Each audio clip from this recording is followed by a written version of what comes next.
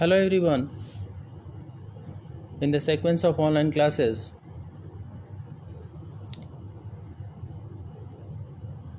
today I am going to discuss with you about management of Manas Roga. As you know that I have already discussed about the derivation of the term Mana,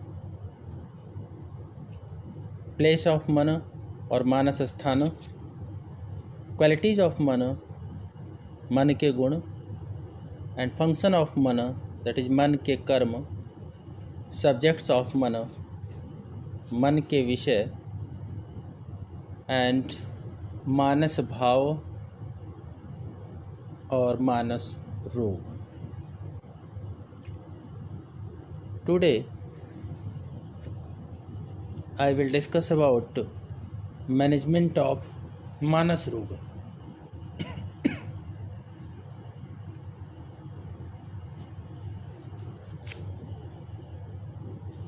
जैसा कि आप लोग जानते हैं,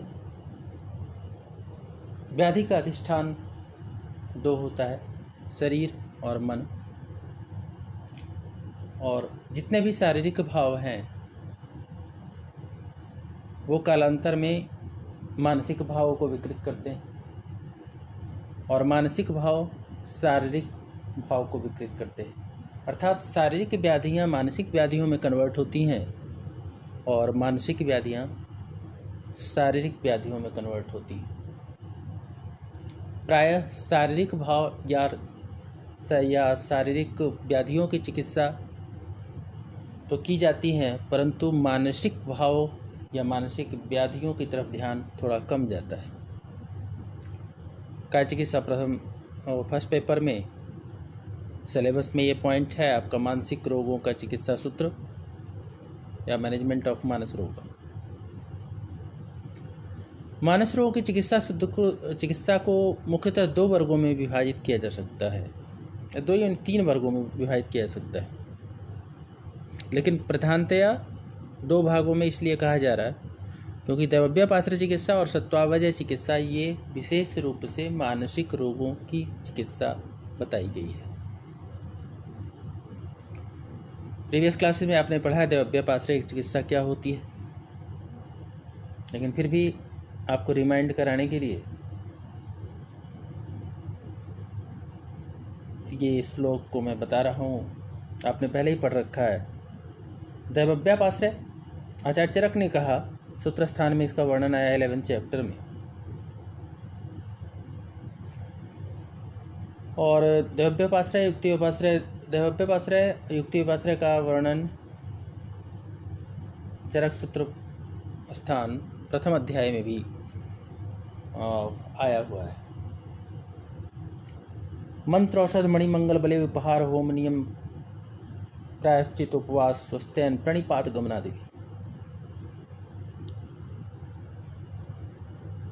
आगंतुज भूतादिजन्य एवं पाप अधर्मजन्य पूर्वजन्म कर्म मानसिक रोगों की चिकित्सा दैवव्यापाश्रय चिकित्सा कहलाती है. मंत्रों के द्वारा, मंत्र औषध मणिमंगल अर्थात मंत्र के द्वारा चिकित्सा, औषधि धारण या सेवन, मणिमंगल मणियों का प्रयोग, जेम्स का प्रयोग, मंगल कर्म के द्वारा चिकित्सा, देवता अथवा भूतों के लिए बलि देना, उपहार, होम,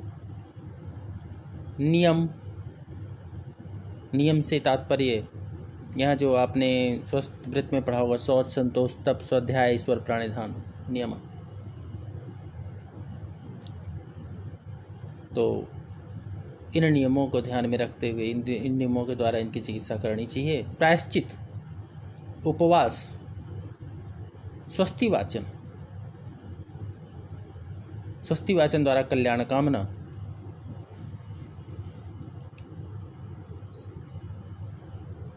देवता गुरु पूज्य को नमन करना,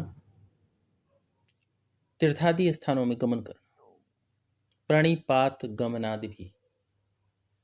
प्रणिपात गमन आदि का अर्थ हुआ पैदल चल करके तीर्थ स्थानों पर जाना। इन सब को सामूहिक रूप से दैवव्यपाश्रय चिकित्सा के अंतर्गत लिया गया। पूर्व जन्मकृत कर्मों का नाम दैव होता है,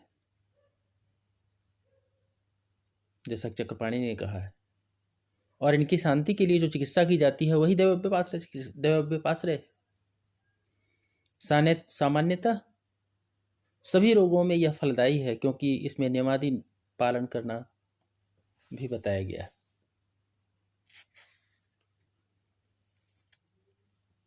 दूसरा, सत्वावजय चिकित्सा।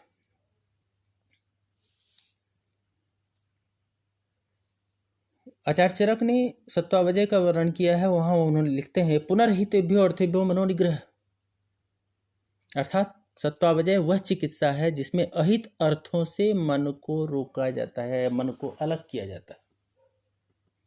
पुनर्हितेभ्यो अर्थेभ्यो मनोनिग्रह, मन को अहित विषयों में जाने से रोकना या अलग करना सत्वावजय कहलाता है। यह मुख्यतः मानस रोगों में प्रयुक्त चिकित्सा है। आचार्य चरक ने सूत्र स्थान प्रथम चैप्टर में ही, फर्स्ट चैप्टर में ही कहा है, मानसो ज्ञान विज्ञान धैर्य स्मृति समाधि भी। समाधि से मन को यम नियम आदि अष्टांग योगों में वर्णित समाधि से समाधि करना, अर्थात अनैच्छित विषयों से रोकना ही मानस रोग का चिकित्सा सूत्र है। नेक्स्ट, युक्ति व्यपाश्रय। युक्ति व्यपाश्रय के बारे में आचार्य चरक कहते हैं, युक्ति व्यपाश्रयम तो पुनराहार औषध द्रव्य नाम योजना। पुनराहार औषध द्रव्य नाम योजना अर्थात आहार और औषध द्रव्यों का युक्ति पूर्वक प्रयोग करना युक्ति व्यपाश्रय चिकित्सा कहलाता है। आचार्य चरक को विमान स्थान 8 में कहा है, युक्ति व्यापाश्रयम संशोधनोपशमने चेष्टाश्च दृष्ट फला, अर्थात युक्ति व्यापाश्रय में संशोधन अर्थात पंचकर्म द्वारा शरीर से दोषों का निर्हरण, उपशमन विभिन्न पाचन समन आदि कर्मों द्वारा शरीर में ही दोषों को शांत करना, और प्रत्यक्ष फल देने वाली सभी चेष्टाओं का युक्ति पूर्वक प्रयोग किया जाता है। युक्ति व्यापाश्रय चिकित्सा प्रायः दोषजन्य रोगों जैसे शारीरिक मानसिक इत्यादि व्याधियों की शांति के लिए प्रयोग किया जाता है। इस क्रम में आचार्य चरक कहते हैं, प्रसात्म्यौषधे पूर्वो दैव युक्ति व्यपाश्रय। चरक सूत्र प्रथम अध्याय। अर्थात शारीरिक दोष या रोग दैवव्यपाश्रय और युक्ति व्यपाश्रय से शांत होते हैं, किंतु उपयुक्त दोनों चिकित्साएं दोनों प्रकार के रोगों की शांति के लिए प्रयोग की जाती है। आगंतुक रोगों में विशेषतः दैवव्यपाश्रय और दोषी रोगों में विशेषकर युक्ति व्यपाश्रय चिकित्सा की जाती है। चिकित्सा के भेद में आपने पूर्व की क्लासों में पढ़ा है, 2 प्रकार की चिकित्सा भी बताई गई है। 1 प्रकार की चिकित्सा, 2 प्रकार की, 3 प्रकार की, 4 प्रकार की, तमाम प्रकार की चिकित्सा की विधियों का वर्णन आया है। तो जो 2 प्रकार की चिकित्सा थी उनमें एक था अद्रव्यभूत चिकित्सा और द्रव्यभूत चिकित्सा। द्रव्यभूत और अद्रव्यभूत। यहाँ पे भी मानस रोग की चिकित्सा में ये दोनों प्रकार की चिकित्साओं का प्रयोग किया जाता है। द्रव्यभूत यानी द्रव्य के द्वारा या औषधि के द्वारा चिकित्सा करना। अद्रव्यभूत जिसमें औषधि का प्रयोग नहीं किया जाता है। द्रव्यभूत वह चिकित्सा है जिसमें वमन विरेचन आदि पंचकर्म की क्रियाओं में प्रयुक्त औषधियों का प्रयोग किया जाता है, जबकि अद्रव्यभूत वह चिकित्सा है जो उपायों द्वारा की जाती है। जैसे आपने उन्माद प्रकरण में पढ़ा होगा, भय दर्शन, डर दिखाना, डराना, विस्मापन आश्चर्य उत्पन्न करना, विस्मारण जिस वस्तु या घटना को याद कर रोगी बार बार व्यथित हो उसे भुला देना, विस्मारण।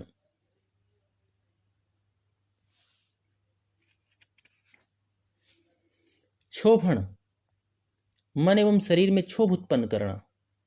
हर्षण, मन में हर्ष उत्पन्न करना। भत्सर, भर्त्सन होना चाहिए, भत्सन नहीं, भर्त्सन। निंदा द्वारा फटक चिकित्सा। वध, वध कहा जाता है मारने की धमकी देना। बंधन, बांधना। शयन कराना। संवाहन, पैर या शरीर दबाना आदि अमूर्त जिसका स्वरूप न हो क्रियाओं को और भी जो ठीक ठीक सिद्धि के उपाय हैं, इन सभी उपायों के द्वारा चिकित्सा करनी चाहिए।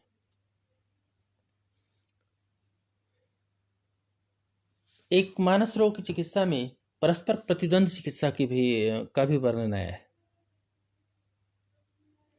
काम, शोक, भय, क्रोध, हर्ष, ईर्ष्या, लोभ से उत्पन्न मानसिक विकारों को परस्पर प्रतिद्वंद यानी विपरीत, जैसे काम को क्रोध से, क्रोध को काम से, शोक को हर्ष से, हर्ष को शोक से चिकित्सा करने की बात कही गई है। ये आप ज्वर प्रकरण में भी आपने पढ़ा होगा, जो कामजन्य ज्वर, शोकजन्य ज्वर, भय ज्वर, क्रोध ज्वर, वहां पे भी इस प्रकार की चिकित्साओं का वर्णन आया है। एकांतवास,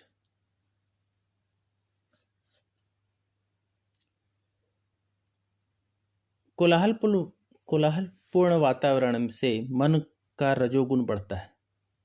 अगर भीड़ भाड़ वाले स्थिति में या क्राउडी प्लेस में आप रहते हैं तो उसमें रजोगुण की वृद्धि होती है। अतः मानसिक रोगी को निवात एवं एकांत स्थान में रहना चाहिए। तमोगृह स्थापना, अंधकार युक्त स्थान में निवास करना, विशेषकर उद्वेग युक्त मानसिक विकारों में तमोगृह में शयन कराने से मन का तमोगुण बढ़कर उद्वेग को कम कर देता है।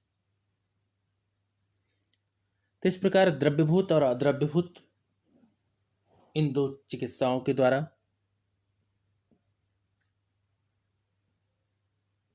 मानसिक व्याधियों का या मानस विकृतियों की चिकित्सा की जा सकती है। मानसिक रोगों में चिकित्सा के निमित्त मिद्र रसायन का प्रचलन बहुत तेजी से बढ़ा है और उधर उन्माद अपस्मार प्रकरण में भी आचार्य चरक कहते हैं, पहले से भी किया जा रहा है, वहां भी उन्होंने कहा है कि मिद्र रसायनों के द्वारा अपस्मार की चिकित्सा करनी चाहिए। और मिद्र रसायन का वर्णन आपने चरक चिकित्सा का जो प्रथम अध्याय है उसके तीसरे पाद में आपने पढ़ा है। मंडुक पर्णया स्वरस प्रयुज्य क्षीरेण यष्टि मधुकस्य चूर्णम रसो गुरुच्यास्तु समूल पुष्पा कल्क प्रयुज्य खलु शंख पुष्पा।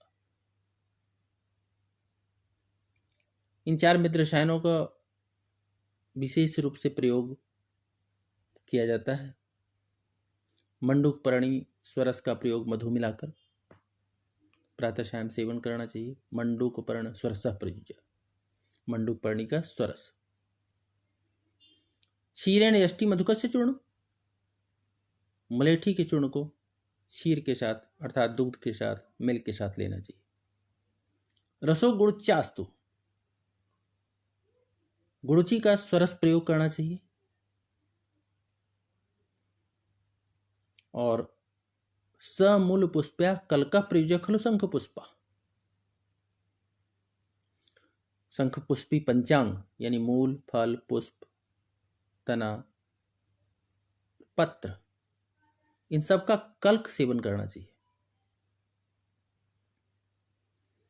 कहा अगर इनको हम सेवन इनका करते हैं तो इससे लाभ क्या होगा?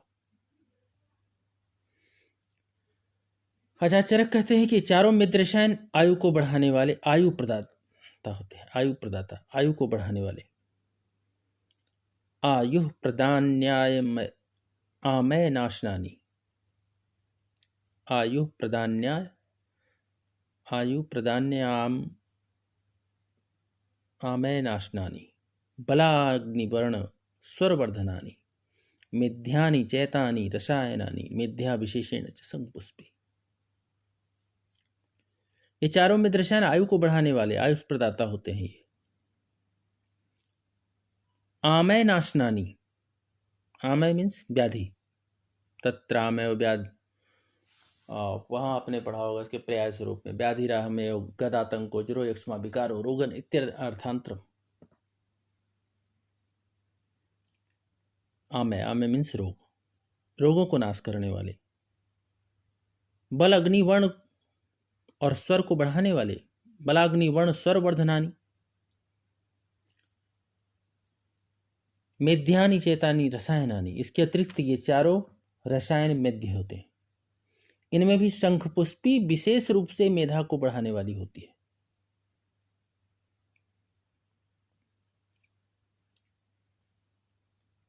वर्तमान युग में भी आधुनिक सभ्यता के दौर में व्यक्ति तनाव की स्थिति एवं अन्य सामाजिक आर्थिक समस्याओं का सामना करते करते मानस विकारों से ग्रस्त हो जाता है।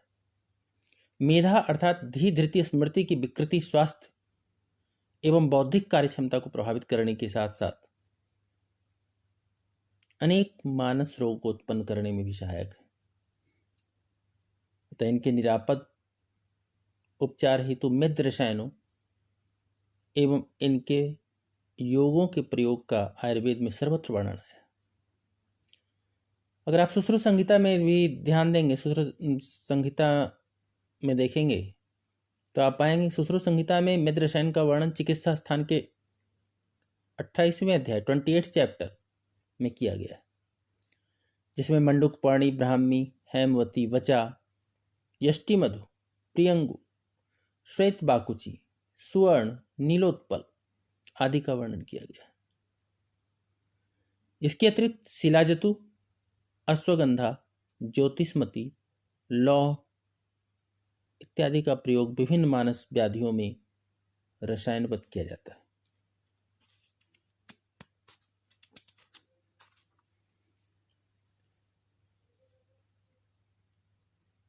मेधा के लिए हितकर एवं मेधा को बढ़ाने वाले द्रव्यों को ही मेध्य कहते हैं।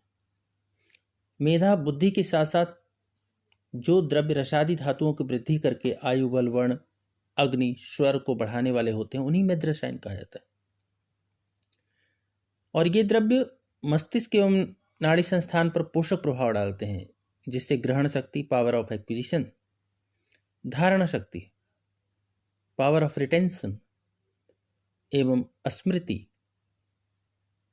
पावर ऑफ रिकॉलिंग का वर्धन होता है। कुछ मेध द्रव्य शीतवीर्य मधुर रस और मधुर विपाक के होते हैं, जैसे यष्टि मधु। कुछ द्रव्य उष्णवीर्य और तिक्त रस वाले होते हैं, जैसे गुड़ुचि। आपने पहले पढ़ाया गुड़ुचि के बारे में। गुड़ुचि कटुकातिकता स्वादुपाक का रसायन, कटुतिक्त रस होता है, मधुर विपाक होता है। उष्णवीर्य शंखपुष्पी भी। इन द्रव्यों में रसगुण वीर्य विपाक के अतिरिक्त एक विशिष्ट कर्म होता है जिसे प्रभाव कहते हैं, जिस कारण से ये मेधावर्धन का कार्य करते हैं। और इन मेधा जो मेध रसायन है उसको आप पहले मैं बता चुका हूँ कि ये फर्स्ट चैप्टर का जो तृतीय पाद है कर प्रचिति अध्याय, उसमें इसका वर्णन आया है, आप वहां से देख सकते हैं। तो इस प्रकार से जो इसका चिकित्सा सूत्र है या चिकित्सा सिद्धांत है कि मानस रोग की चिकित्सा द्रव्यापाश्रय के द्वारा और युक्ति सत्वावजय चिकित्सा के द्वारा मुख्य रूप से,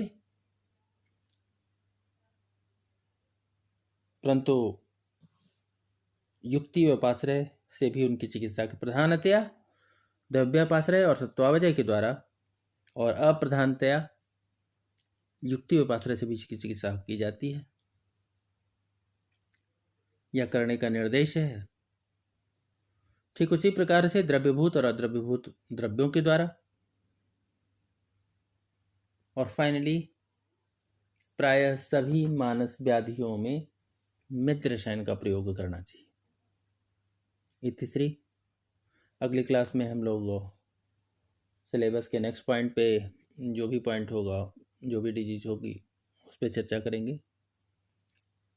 तब तक के लिए धन्यवाद।